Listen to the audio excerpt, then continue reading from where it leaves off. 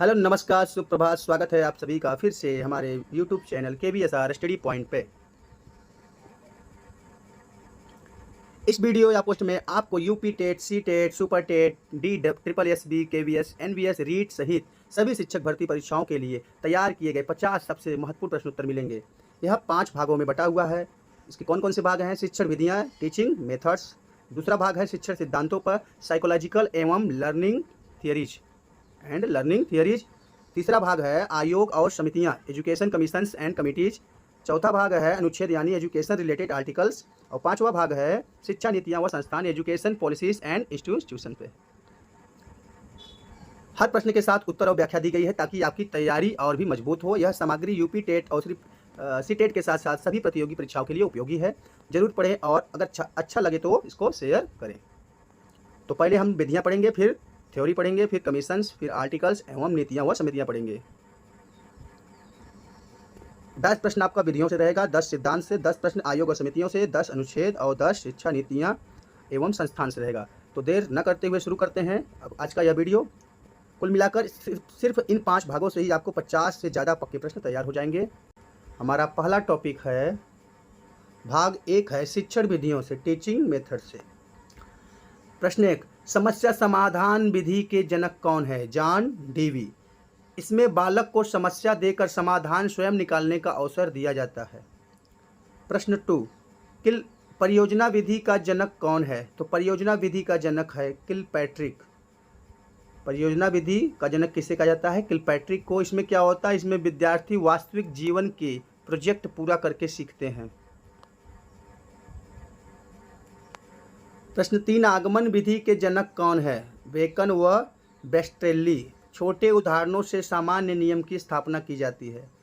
प्रश्न 4, निगमन विधि के जनक कौन है? तो निगमन विधि के जनक है अरस्तु। पहले नियम, इसमें क्या होता है? निगमन विधि में क्या होता है? पहले नियम बताया जाता है, फिर उसके आधार पर उदाहरण हल कराए जाते हैं।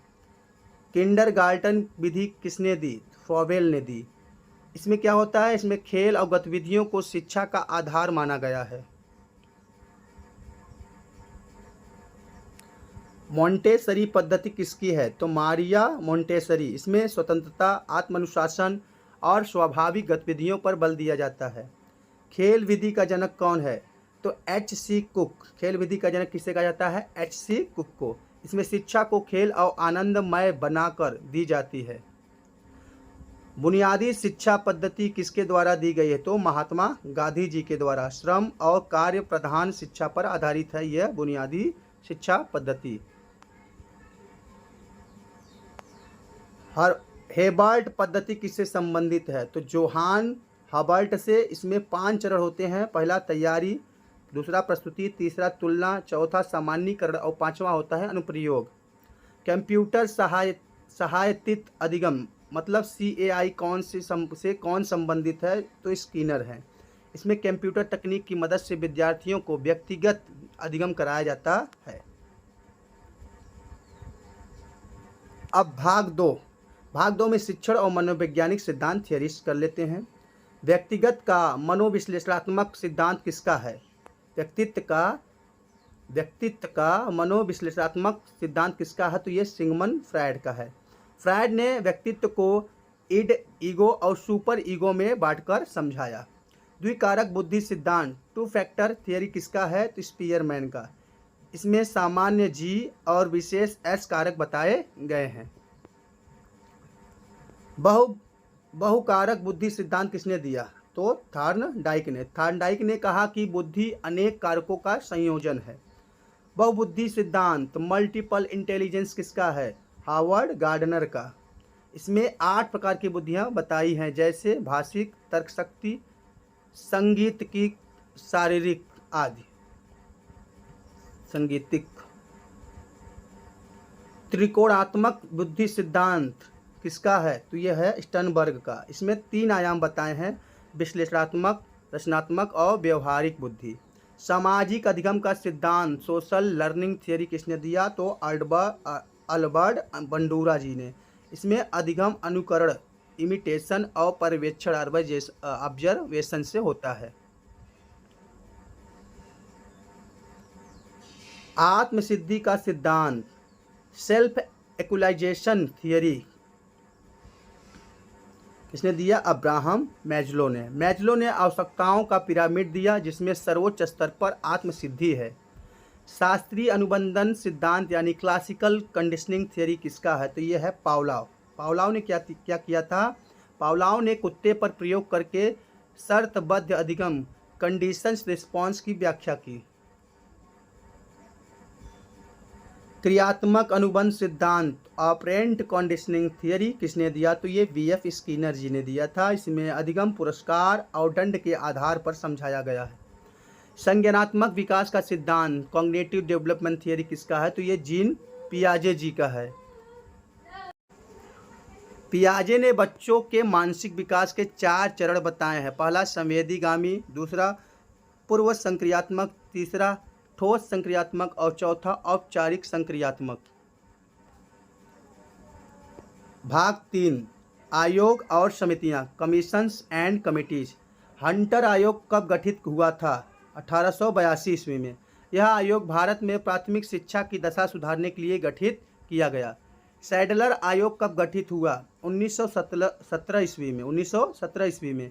इसका उद्देश्य कलकत्ता विश्वविद्यालय की शिक्षा व्यवस्था की समीक्षा करना था। हर्टॉग समिति कब बनी? 1929 में। इसका मुख्य उद्देश्य प्राथमिक शिक्षा की गुणवत्ता सुधारना था। सर्जेंट रिपोर्ट कब प्रकाशित हुई? 1944 में। इसमें शिक्षा के विस्तार और सुधार की दीर्घकालिक योजना प्रस्तुत की गई। विश्वविद्यालय आयोग, जिसको हम लोग राधा कृष्णन आयोग भी कहते हैं, कब गठित हुआ? तो 1948-1949। उच्च शिक्षा सुधार हेतु यह आयोग गठित किया गया। माध्यमिक शिक्षा आयोग, इसको मुदालियार आयोग भी कहा जाता है, ये कब गठित हुआ? ये 1952 और 53। इसका उद्देश्य क्या था? माध्यमिक शिक्षा में सुधार करना था। कोठारी आयोग कब गठित हुआ? 1964-66 में हुआ। इस आयोग ने शिक्षा को राष्ट्रीय विकास की कुंजी बताया। राम मूर्ति समिति, जो कि मेरे नाम से गठित हुई थी, ये 1990 में गठित हुई थी। इस समिति का उद्देश्य 1986 की राष्ट्रीय शिक्षा नीति की समीक्षा करना था। प्रभार समिति किस वर्ष गठित हुई? तो 1999। इस समिति ने शिक्षा प्रणाली में सुधार के लिए कई सुझाव दिए। राष्ट्रीय ज्ञान आयोग नेशनल नॉलेज कमीशन कब गठित हुआ? तो 2005 में। इसका उद्देश्य ज्ञान आधारित समाज की स्थापना करना था। अब भाग 4 कर लेते हैं। भाग 4 में अनुच्छेद आर्टिकल्स, प्रमुख आर्टिकल्स 2 शिक्षा विभाग से जुड़े हुए हैं। शिक्षा को मौलिक अधिकार किस अनुच्छेद में दिया गया? शिक्षा को मौलिक अधिकार किस अनुच्छेद में बताया गया है? तो अनुच्छेद 20A के ए में, 21A में।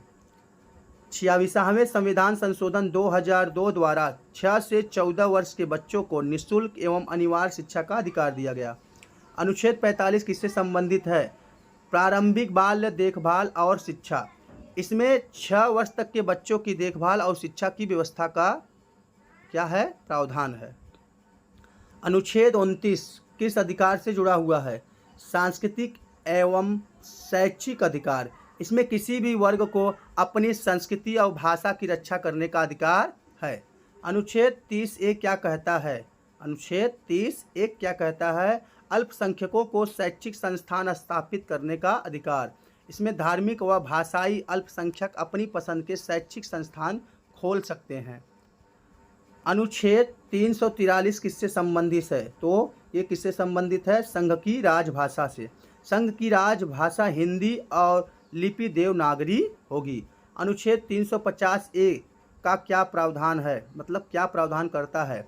ये मातृभाषा में प्राथमिक शिक्षा। इसमें अल्पसंख्यकों के बच्चों को मातृभाषा में प्राथमिक शिक्षा देने का प्रावधान दिया गया है। अनुच्छेद 351 किस उद्देश्य से जुड़ा हुआ है? तो ये हिंदी भाषा का विकास से जुड़ा हुआ है। इसमें हिंदी भाषा के प्रसार और समृद्धि का प्रावधान है। अनुच्छेद 28 क्या कहता है? तो ये धार्मिक शिक्षा पे आधारित है। सरकारी शिक्षा संस्थानों में धार्मिक शिक्षा नहीं दी जाएगी। इसमें क्या कहा गया है? अनुच्छेद 28 में कि सरकारी शिक्षा संस्थानों में धार्मिक शिक्षा नहीं दी जाएगी। अनुच्छेद 51A के क्या कहता है? अभिभावकों का कर्तव्य। अनुच्छेद 51A में 6 से 14 वर्ष के बच्चों को शिक्षा दिलाना अभिभावकों का क्या है, कर्तव्य है। अनुच्छेद 246 शिक्षा से कैसे संबंधित है, तो ये समवर्ती सूची से संबंधित है। 42वें संविधान संशोधन 1976 से शिक्षा राज्य सूची से हटकर समवर्ती सूची में रखी गई है। पहले ये सिर्फ राज्य सूची में रहता था शिक्षा, अब इसको समवर्ती सूची में रखा गया। कब रखा गया, 42वें संविधान संशोधन 1976 से। हमारा आखिरी भाग है, 5वां भाग, शिक्षा नीतियाँ व संस्थान, एजुकेशन पॉलिसीज एंड इंस्टीट्यूशन।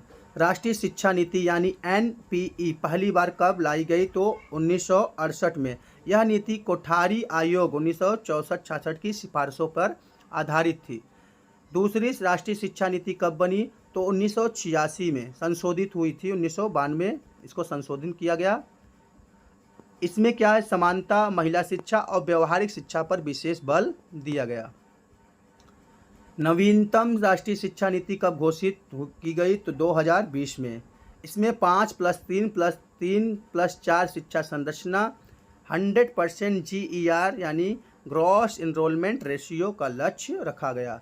राष्ट्रीय पाठ्यचर्या रूपरेखा यानी NCF पहली बार कब प्रकाशित हुई, तो ये 1975 में। इसके बाद 1988 में, फिर 2000 में, फिर 2005 में भी प्रकाशित हुई। शिक्षा का अधिकार अधिनियम RTE एक्ट कब लागू हुआ, मोस्ट इम्पोर्टेंट क्वेश्चन है, 1 अप्रैल 2010 को। इसमें 6 से 14 वर्ष के बच्चों को निःशुल्क एवं अनिवार्य शिक्षा का अधिकार दिया गया है। NCERT की स्थापना कब हुई, तो NCERT की स्थापना हुई 1961 में। इसका मुख्य कार्य क्या है, शोध, प्रशिक्षण और पाठ्य पुस्तकें तैयार करना। CBSE की स्थापना कब हुई, तो CBSE की स्थापना हुई 1962 में। यह भारत का सबसे बड़ा राष्ट्रीय शिक्षा बोर्ड है। NIOS national institute of open schooling कब स्थापित हुआ, तो 1989 में।